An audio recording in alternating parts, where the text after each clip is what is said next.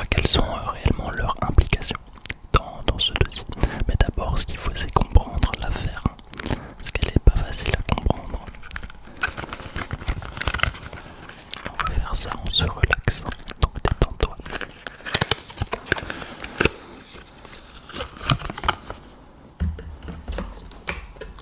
Détends-toi, détends-toi.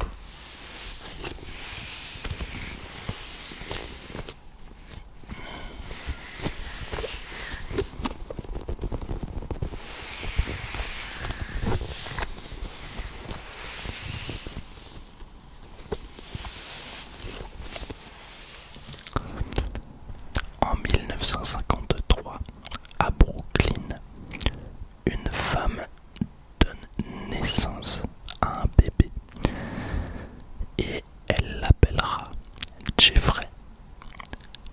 Jeffrey Epstein grandit alors dans un milieu assez modeste et au milieu des années 1970, il enseigne brièvement les mathématiques et la physique à la Dalton School. C'est un établissement privé qui est prestigieux. Il se situe à Manhattan. Et ensuite, il quitte l'enseignement pour entrer dans le secteur financier, où il débute dans la banque d'investissement Bear Stearns, à la fin des années 70.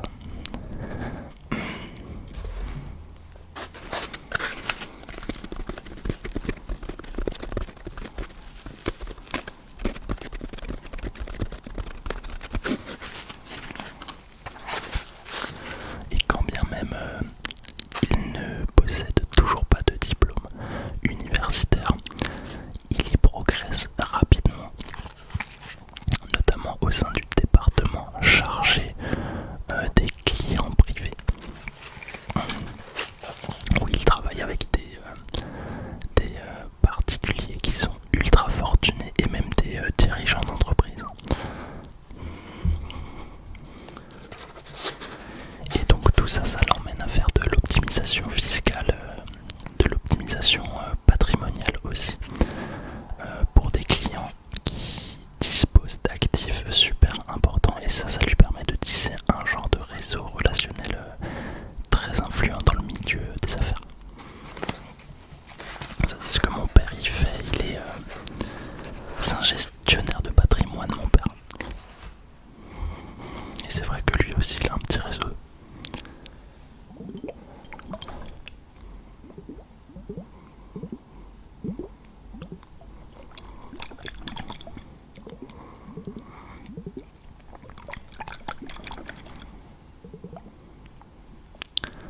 Ok. Au début des années 1980, il quitte Bear Stearns et il crée sa propre société de conseil financier.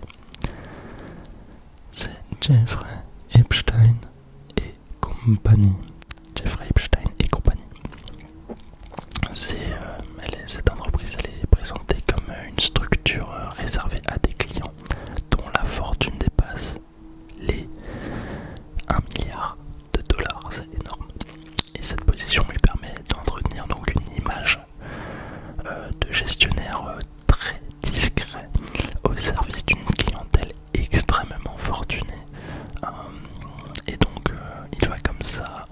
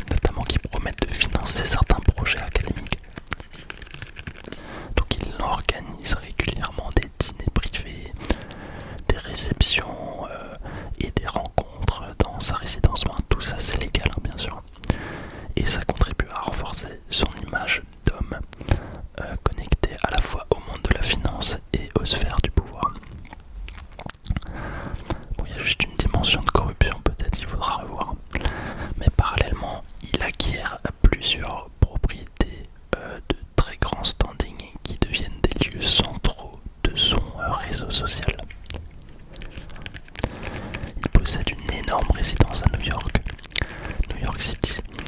Il a un manoir à Palm Beach. Et il a même une île privée dans les United States Virgin Islands. Et ses propriétés, elles servent à organiser des événements privés et à l'accueil d'invités issus de différents milieux.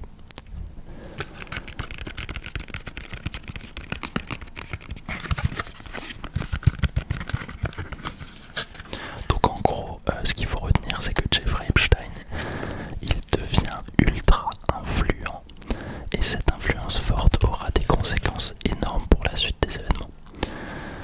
Et en fait, chez les personnes qui sont issues de milieux comme ça, ou qui rentrent dans des milieux comme ça, le réseau va permettre de financer beaucoup de choses, pas mal de projets. Et ce réseau, il faut chaque fois le renouveler pour pouvoir refinancer de nouveaux projets, avoir des fonds. Ça marche comme ça.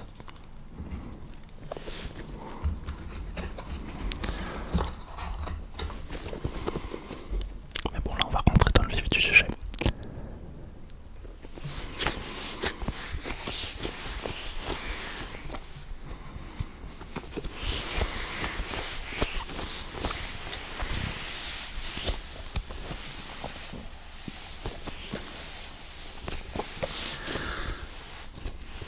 C'est relaxant ça.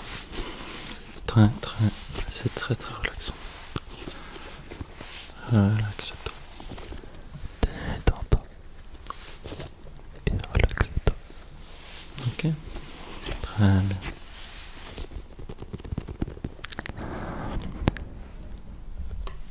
En 2005, à Palm Beach, une adolescente de 14 ans et sa famille déclenchent un signalement d'abus sexuel. Et d'après les rapports de police et les éléments rendus publics, elle aurait été approchée pour venir chez Epstein afin de réaliser, entre guillemets, un massage payé. Mais en fait, elle a affirmé que la séance aurait évolué vers des attouchements, des attouchements et même des demandes de recrutement d'autres jeunes filles. Je surveille un peu mon langage, j'ai pas envie que TikTok me censure, que YouTube me censure. Lapsus révélateur. Bref, la police de Palm Beach ouvre alors une investigation et au fil des mois, les enquêteurs recueillent énormément de témoignages de jeunes filles mineures, donc c'est un petit peu toujours le même profil, et qui décrivent un mode opératoire similaire. Le mode opératoire, c'est le suivant. Elles sont approchées souvent par l'intermédiaire d'autres adolescentes qui sont à cet âge-là très manipulables. Et puis elles sont invitées à se rendre dans la propriété d'Epstein sous prétexte, encore une fois, de massage rémunéré. Et donc l'enquête locale identifie progressivement un schéma récurrent et met en lumière un nombre croissant de potentielles victimes. On va parler un petit peu des statistiques à la fin. Mais l'affaire prend du coup très rapidement une dimension fédérale. Fédérale.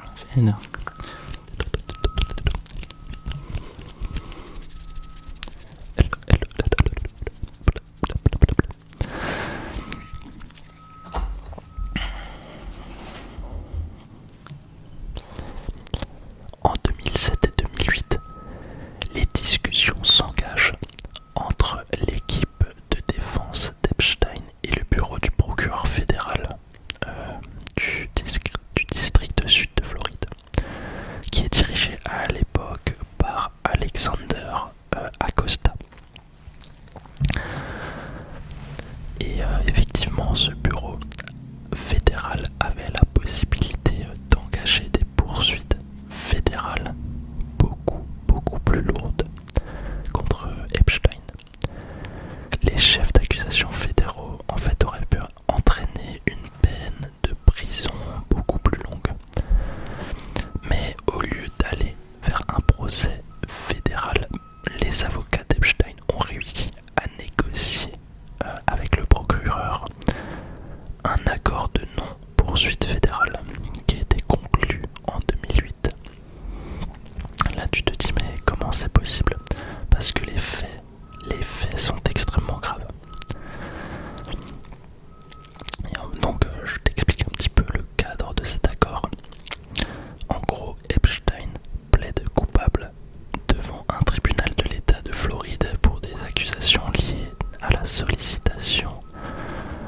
et à la prostitution de M mineurs quoi. J'espère que je vais pas être censuré. Et en échange, les poursuites fédérales plus graves ne sont pas engagées. Il est condamné à une peine de 18 mois de prison. Mais en fait, il n'empurge que 13 parce qu'il bénéficie d'un régime de détention aménagé qui lui permet de quitter la prison plusieurs heures par jour pour travailler depuis son bureau dans des conditions qui sont très controversées. Mais l'un des éléments les plus controversés de cet accord, c'est l'octroi d'une immunité élargie à d'éventuels complices. Oui, vous avez bien entendu. Donc c'est assez fou ce qui s'est passé quand tu connais la dureté du système judiciaire états-unien qui est assez fort.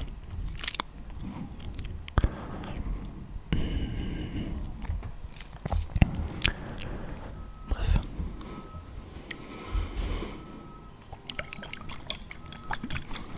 Les travaux vont durer normalement jusqu'au 13 février. Les vidéos, je les sortirai un peu plus tard. Comme d'habitude, les sources sont en description. Enfin bref, en 2009, après avoir purgé sa peine de 13 mois, Jeffrey Epstein est libéré. Il est alors officiellement enregistré comme délinquant sexuel dans l'état de Floride. En gros, aux États-Unis, ça signifie qu'il est inscrit sur un genre de registre public qui est consultable en ligne et il est obligé de déclarer son adresse dessus et il est soumis à une surveillance administrative constante et je crois même qu'il y a sa photo sur ce registre, il me semble. Ou ça dépend peut-être de l'état, il faudra vérifier. Mais c'est dans quelle série que j'avais vu ça? Ouais, c'est dans Shameless. Dans Shameless, t'as une jeune qui est sur ce fichier, une des actrices principales. Alors bref, en théorie, donc le statut il entraîne une stigmatisation comme tu peux t'en douter, une stigmatisation sociale. C'est d'ailleurs en partie pour cette raison qu'en France ça fonctionne pas de la même manière. Mais, donc ça c'est en théorie, mais en pratique, Epstein il conserve une grande partie de son réseau. Il continue à fréquenter des personnalités influentes du monde politique et il maintient une image de mécène cultivé et fortuné.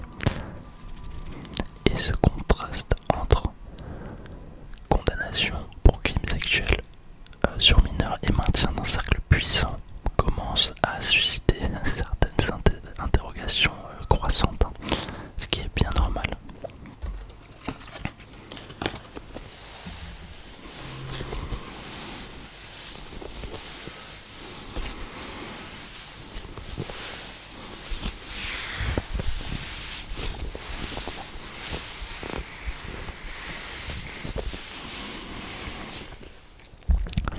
Pendant près d'une décennie, l'affaire semble retomber. Mais en 2018, le journal américain Miami Herald publie une enquête intitulée Perversion of Justice. Et cette enquête, elle révèle que les victimes n'avaient jamais été informées de l'accord de 2008. Et ça, c'est une violation du droit fédéral qui impose de tenir les victimes au courant des négociations. Mais bon, cette enquête, elle met aussi en lumière le caractère exceptionnel et surtout opaque de l'accord de non-poursuite fédérale négocié en coulisses avec une discrétion inhabituelle.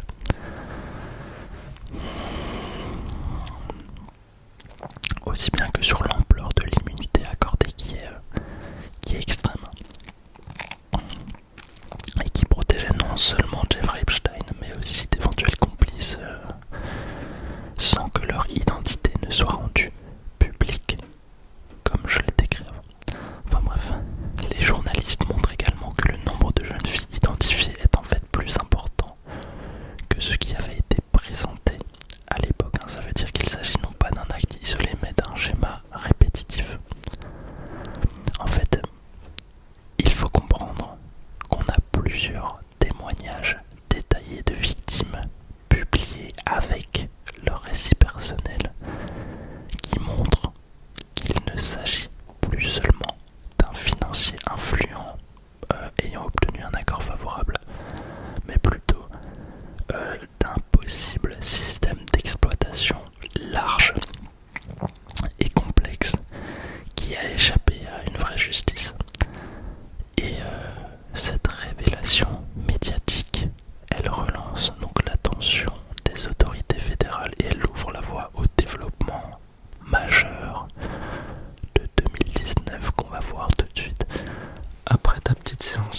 relaxation. Alors, détends-toi, ok? Détends-toi, détends-toi.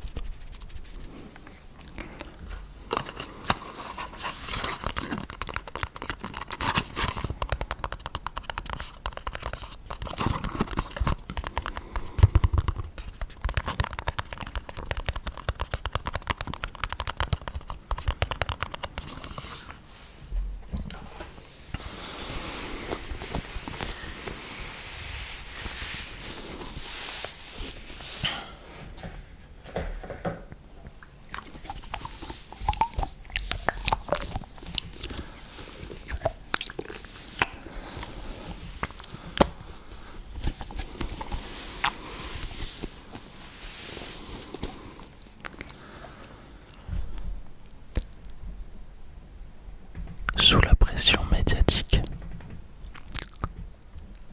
et face aux nouveaux éléments révélés, les autorités fédérales examinent le dossier et une procédure pénale fédérale est alors ouverte à New York. Le 6 juillet 2019, Jeffrey Epstein est arrêté à l'aéroport de Teterboro, dans le New Jersey, à son retour de France.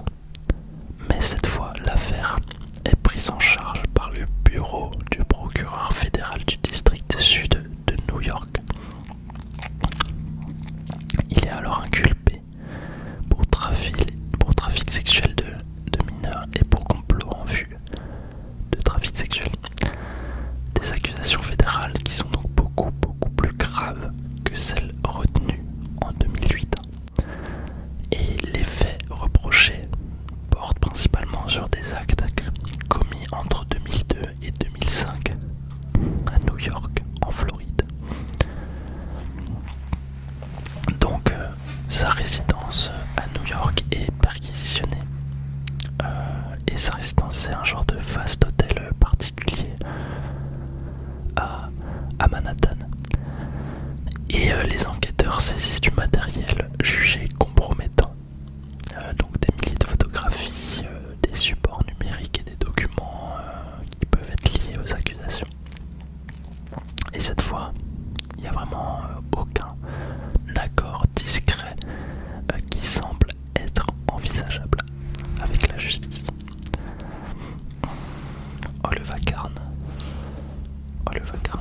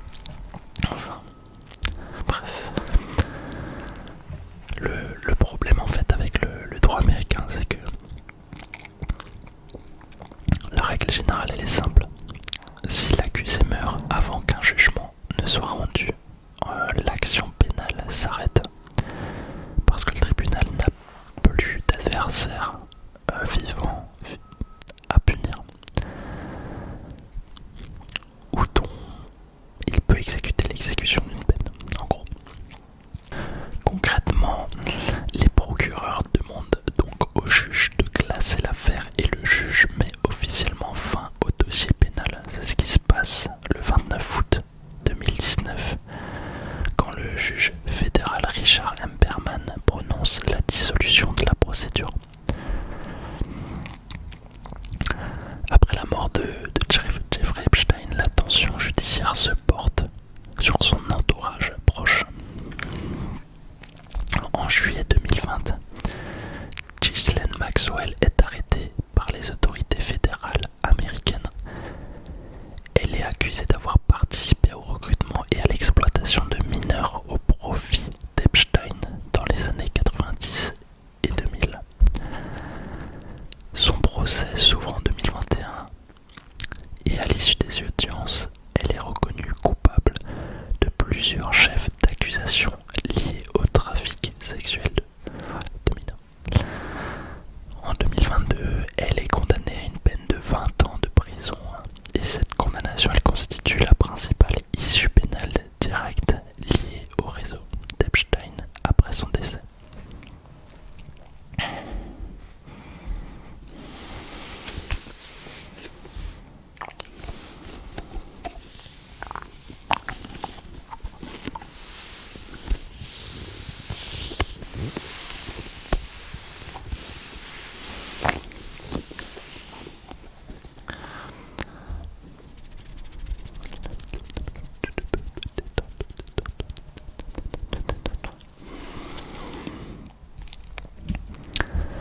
Parallèlement aux poursuites pénales, de nombreuses victimes engagent ou poursuivent des actions civiles. La succession d'Epstein met en place un fonds d'indemnisation appelé Epstein Victims Compensation Program. C'est un programme qui a pour objectif de permettre aux victimes reconnues d'obtenir une compensation financière sans passer par un procès long et public. Donc on a des centaines de demandes qui sont examinées et plusieurs dizaines de millions de dollars sont versés aux plaignantes éligibles. L'affaire elle entraîne aussi des actions en justice impliquant certaines personnalités liées socialement à Epstein. Et parmi les cas les plus médiatisés, on a celui du prince Andrew. En fait, une plainte civile est déposée aux États-Unis par une plaignante l'accusant d'agression sexuelle lorsqu'elle était mineure. Le prince Andrew conteste les accusations, mais en 2022, il y a un accord financier à l'amiable qui est conclu hors procès. Or, cet accord il ne constitue pas une reconnaissance de culpabilité pénale, mais il met fin à la procédure civile engagée contre lui.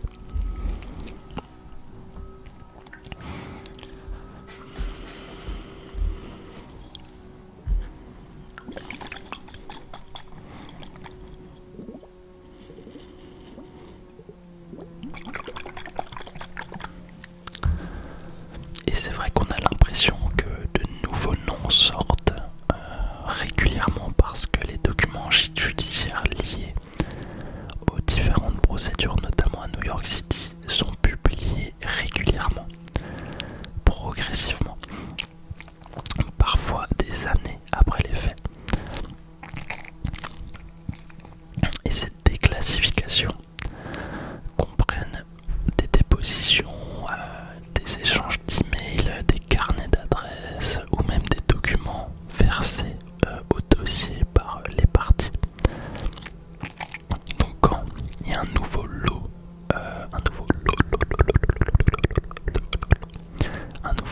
devient public, il y a certains noms déjà connus qui peuvent réapparaître ou être davantage relayés par les médias. Et il est important de préciser qu'apparaître dans un document judiciaire ne signifie pas être accusé ni impliqué pénalement. Faire attention à ça. En fait, une mention peut simplement indiquer un contact social, professionnel ou indirect dans le vaste réseau relationnel de Jeffrey Epstein. Donc il faut vraiment prendre du recul là-dessus. Concernant Donald Trump par exemple, son nom figure dans certains carnets d'adresses. Non mais là c'est abusé les travaux, je suis désolé mais vous entendez le bruit que ça fait. Oh purée.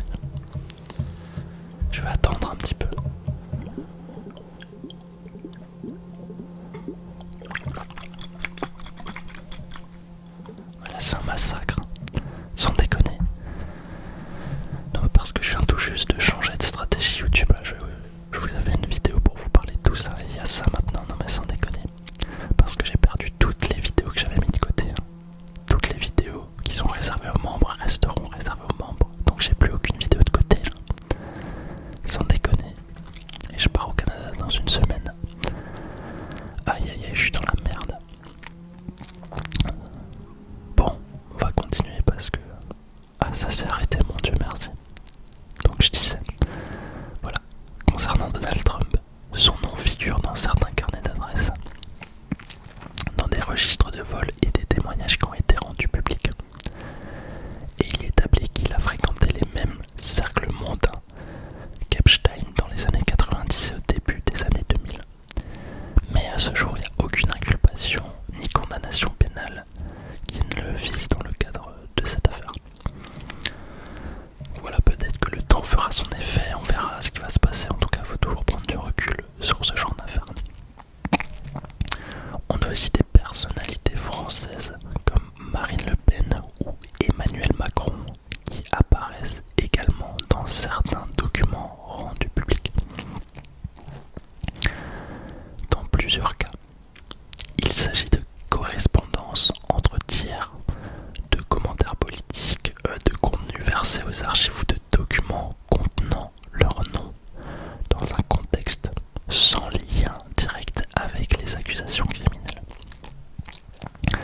Là encore, il n'y a aucune mise en examen ou procédure pénale qui ne les concerne dans l'affaire Epstein, donc il faut rester prudent, c'est super important parce que je vois sur les réseaux dès qu'il y a un nom qui sort, mais que ce soit pour l'un ou pour l'autre, pour n'importe qui, c'est tout de suite la pendaison sur les réseaux sociaux, quoi. C'est dramatique.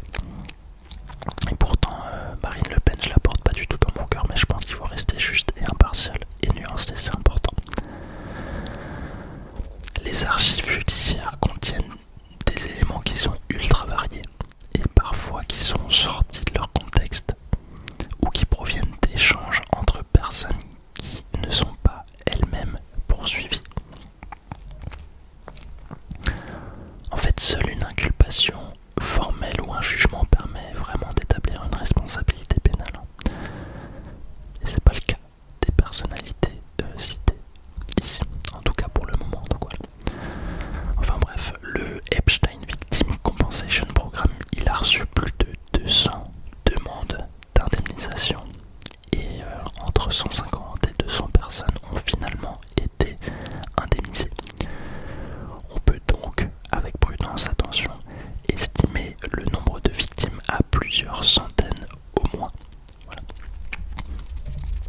Mais ça reste une estimation.